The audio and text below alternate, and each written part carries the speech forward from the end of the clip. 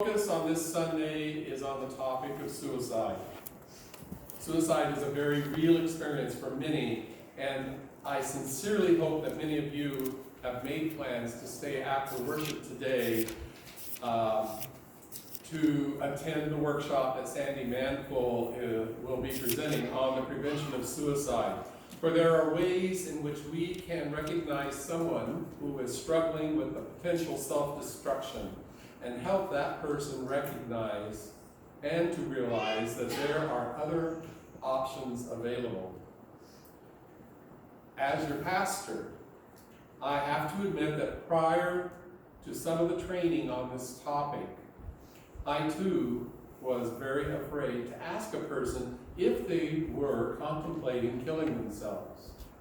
But now, since that training, I'm comfortable in asking an individual that I think is giving signs of self-destruction that question: are you thinking about committing suicide?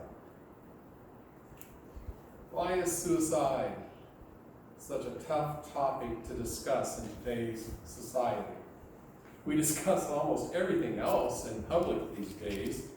You know, I can recall back in the mid-50s, as a child, it was considered very impolite to call attention to a woman who was pregnant. And nowadays, we have magazines showing pictures of expectant mothers wearing bikinis. We are bombarded by TV commercials about feminine hygiene products and erectile dysfunction cures. I hear all sorts of topics being discussed in mixed company that used to be reserved for the locker room. In a society that has moved into such openness, why do we not hear more discussion about suicide and its prevention? I believe it is out of fear. It is an action that many have thought about as a solution to their problems at one point or another.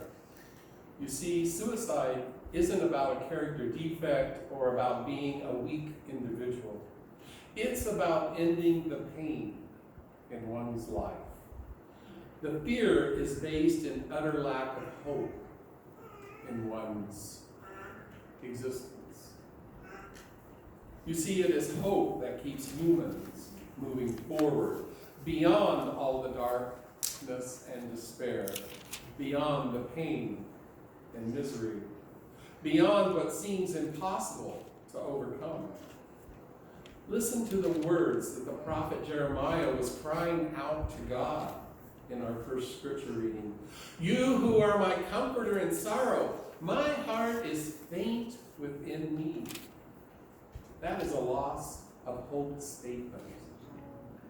Is the Lord not in Zion? Is there no balm in Gilead? Is there no physician there? The book of Jeremiah reflects the ever-worsening situation that Jeremiah encountered. At various times, he had the inevitable tasks of challenging the religious hypocrisy, economic dishonesty, and oppressive practices of Jewish leaders and those who followed them. Jeremiah is asking God, where are you? Why aren't you near me, healing and helping me in this utter despair? These are signs of a person who has lost all hope and might be thinking suicidal thoughts as being the only way to move beyond the agony that they are feeling. So one of the upcoming Advent movies that we will be showing here comes from, that will be showing here in December, is a 1946 movie, It's a Wonderful Life, which is based on a short story called The Greatest Gift by Philip Van Doren Stern. So as I researched the web for the 10 best movies on the topic of suicide and prevention, It's a Wonderful Life isn't mentioned. Well, to be honest, It wasn't even a big box office hit in 1946. But it has become a mainstay for family holiday viewing. Why? In my opinion, it is because it gives a message of hope in a way that these other movies do not provide. Many of us can relate to the life of the main character, George Bailey. He's a good, honest, caring individual who, as he grows up, is full of dreams of changing the world, of leaving his mark in a way that future generations will know that George Bailey did exist and was here. And yet, as time goes on, the responsibilities of what seems to him to be a mundane life, doing what is right and helping those around him, seem to compile and change his ability to achieve his dreams. George forgoes college, is one ticket out of this small life that he sees in his hometown, allowing his younger brother to go to college. He is then more or less forced to take over the family business of the savings and loan out of duty to his dad's dream of providing an alternative to the average family to become homeowners by providing competition to the heartless big banking institution which is run by that soulless Mr. Potter. Then one Christmas Eve, life comes crashing in on George when a rather large sum of money is misplaced and he is faced with all of his years of work being destroyed, and worst of all, the humiliation of scandal and his character being destroyed.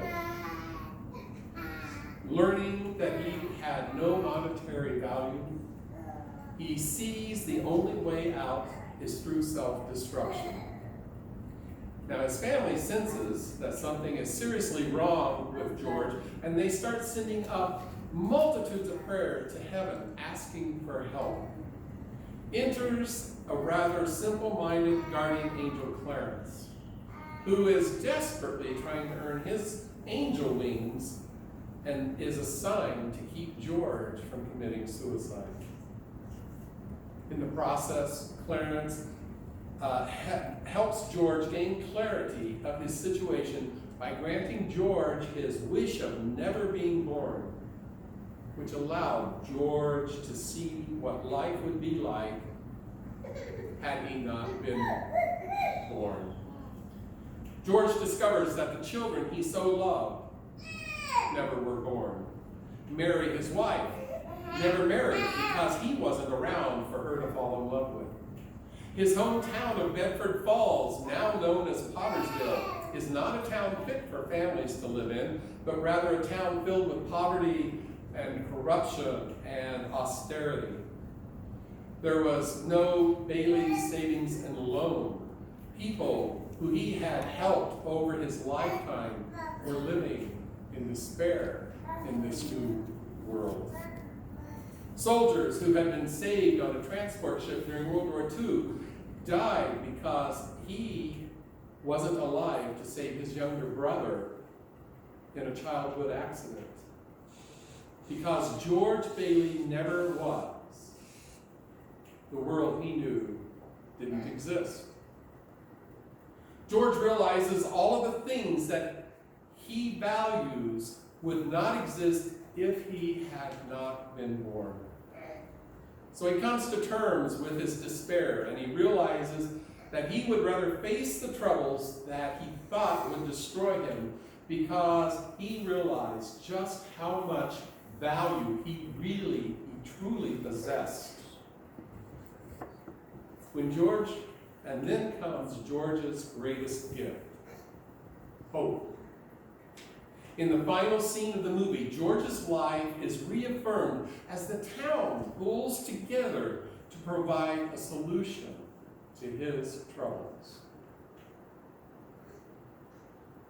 In Romans, the Apostle Paul assures us that in the pain and agony that Jeremiah was experiencing, there is hope for neither death nor life, nor angels nor demons, neither the present nor the future, nor any powers are able to separate us from the love of God. If we can hang on to that one reality, that God is never separated from us, then even in our darkest hours, hope can prevail to help us through what seems the unbearable. We all are brothers and sisters in this great family that we call humanity. We all are guardian angels, called upon to support one another in a variety of ways. We each have so much value, not just in God's eyes, but to each other, whether we recognize it now or we recognize it in the future. Our lives intertwine with each other. Let us live with this reality. We each matter to one another and to ourselves. It truly is a wonderful life. You truly are a wonderful life. Amen.